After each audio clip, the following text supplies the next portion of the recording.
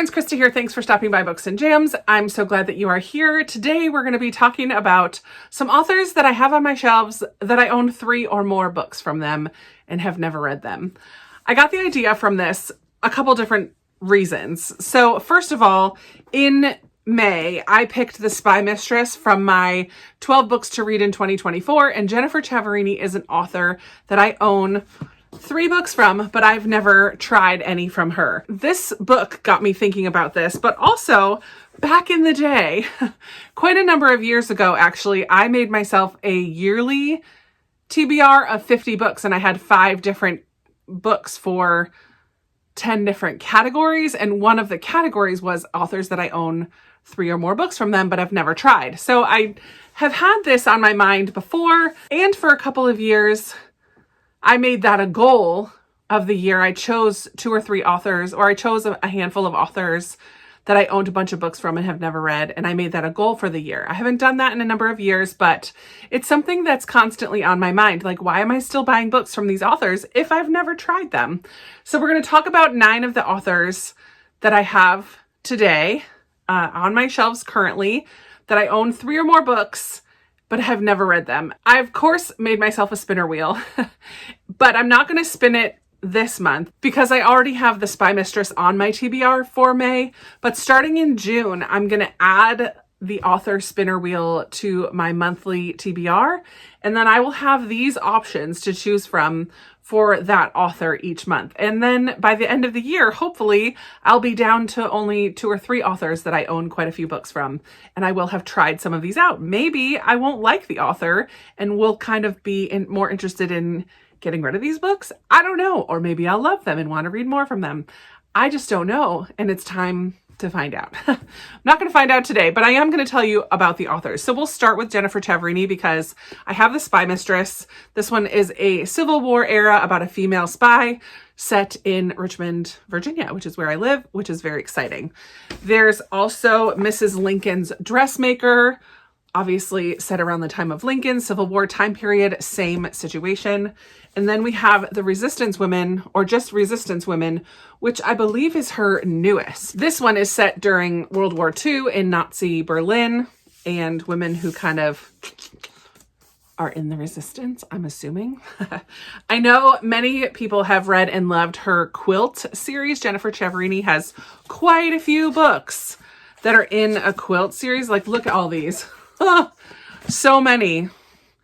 Not all of those are quilt books, but The Giving Quilt, The Wedding Quilt, The Union Quilters, The Aloha Quilt, The Lost Quilter, The Quilter's Kitchen, and on and on. So she's written quite a few books. I'm most interested in these historical fiction ones of hers. So hopefully I love The Spy Mistress and am eager to read the other 2 that I have from her. Then I'll go back to the beginning of the alphabet. I have Rhys Bowen. I have recently, when I did my shelf clean out, I did get rid of a couple Rhys Bowen books because she writes a mystery series too, the Molly Murphy mystery series, I believe. And I had 2 of those mystery books, or 3, and I just kind of passed on those. But again, I kept some of the historical fiction. I only have 2 here because I have a Christmas one that's up in my attic, packed up with all my Christmas things, which is The Ghost of Christmas Past. And so I don't have that one down here. But I do have In Farley Field, which I believe is a World War II, a family torn apart by war, a traitor in their midst. It's going to deal with Bletchley Park, family drama. I am one who is not tired of World War II books. And The Tuscan Child is the other one that I have by her, a wartime tale of love and betrayal, a town that would prefer to forget, 1944, so also World War II. So there's Rhys Bowen. Let me know if you've read those ones, or The Ghost of Christmas Past. Next up is an author who does some retelling type of books, and 2 of them have to do with Pride and Prejudice. So we have The Clergyman's Wife, which is kind of a retelling of Charlotte Lucas / Collins' story. Then we have The Heiress by Molly Greeley, which is the revelations of Anne de Bourgh, who is the Countess. Was it her name? The Countess, Mrs. de Bourgh, the mean one who comes after Lizzie for potentially being engaged to Darcy. Lizzie tells her off basically, which is fantastic. But Anne is the Countess's sickly daughter. So this tells her story.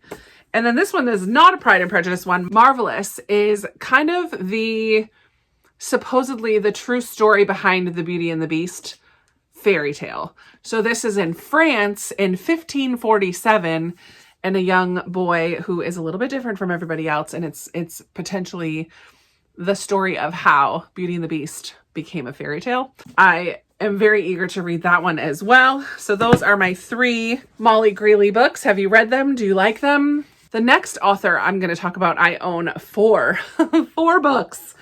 And Lena from Lena's Bookshelf is a huge influence on me picking up more from this author. But the first one that I got was from Christmas Book Exchange, and that is Keeping Lucy by T. Greenwood. And I believe she writes kind of more contemporary, hard-hitting a little bit. This one is about a young woman who is forced to give away her baby. She reads some articles, though, about the institution where her little girl was sent. And these are kind of like expose articles about this institution. And she goes to try to find her baby and run away with her. So I'm assuming that is going to be pretty heavy hitting. Then we have Grace by T. Greenwood. And I believe this one is a bit of more of a family drama. Another kind of hard-hitting contemporary, as is Two Rivers, I'm sure. The little blurb on the back of this one says, a powerful, haunting tale of enduring love, destructive secrets, and opportunities that arrive in disguise. This one takes place in Vermont. And then The Golden Hour is the 4th one that I have by her. And this one, a young girl when she's 13 gets lost in the woods and becomes a cautionary tale. This says, The Golden Hour explores the power of art to connect, to heal, and to reveal our most painful and necessary truths. So I feel like T. Greenwood is just a contemporary fiction, hard-hitting family drama, some secrets, maybe little bits of mystery in there, but really just about life. And I feel like they'll probably be the type of book that would make me cry.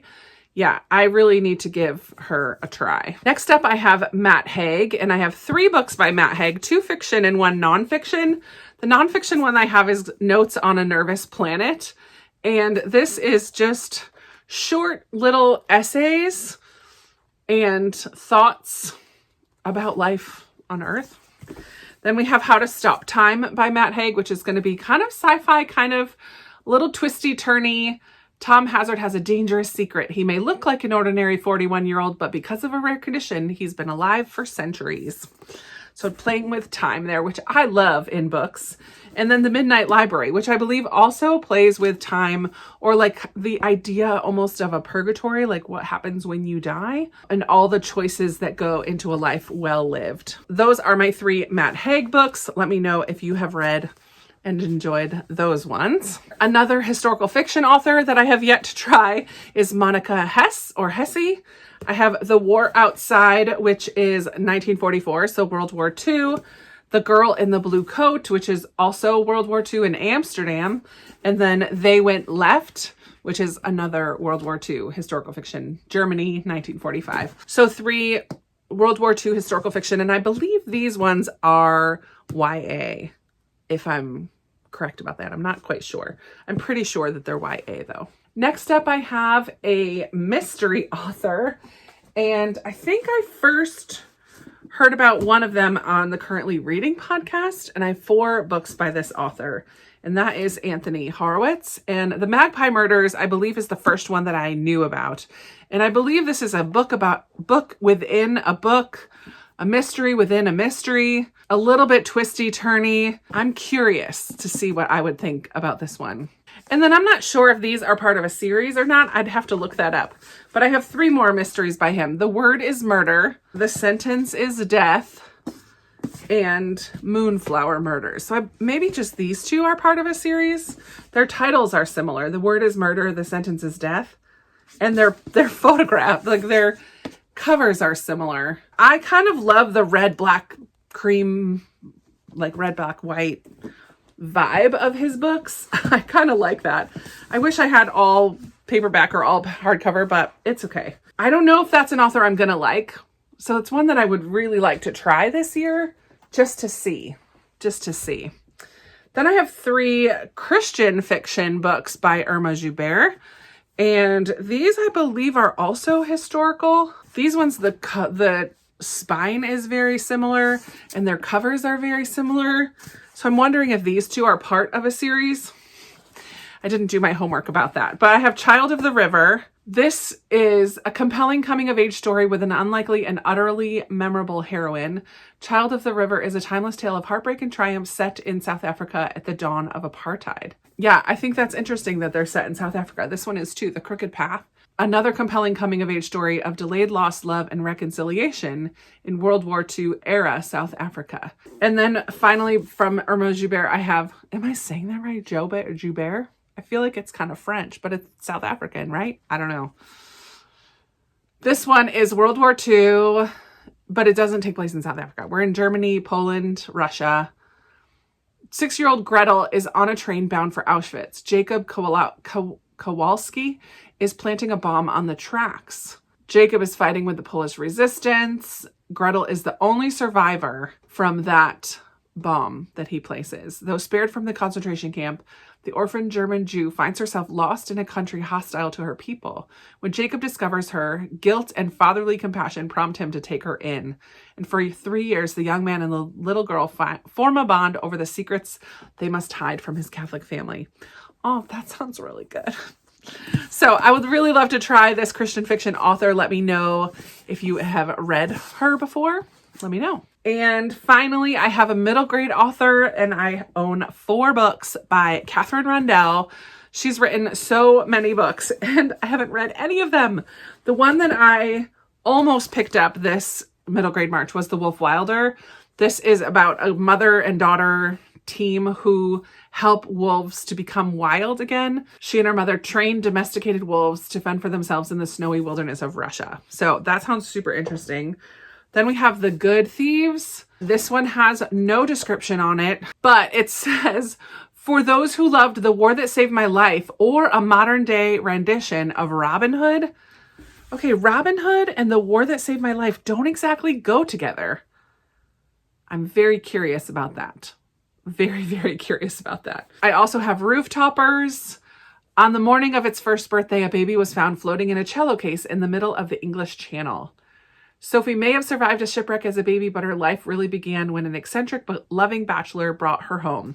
So I'm not going to read any more than that, but I am curious about it. And then finally, I have The Explorer. And this one is about a plane that crashes in the Amazon jungle. So all very different. Amazon jungle, orphan girl living in, I believe, London. This one, I don't know. Robin Hood retelling. And then Wolf Wilder is Russia. So all very different, middle grade, but Katherine Rundell is supposedly fantastic. I actually have read one thing by her. She wrote an essay about why adults should read middle grade, and I have read that, but I haven't read any of her fiction. So she's on this list. So let me know of these 9 authors, which are your favorites? Have you read any of these books that I just showed you today? Hopefully in the next TBR that I do for June, I will remember to spin the wheel and choose one of these authors to try from. This is a lot of books to own and not have read from any of these authors, my word. But I hope you enjoyed this today, just talking about some books that are on my shelves. Thank you so much for being here. I look forward to chatting with you in the comments, and I appreciate your support so much. And I look forward to talking with you in another video very soon. Bye.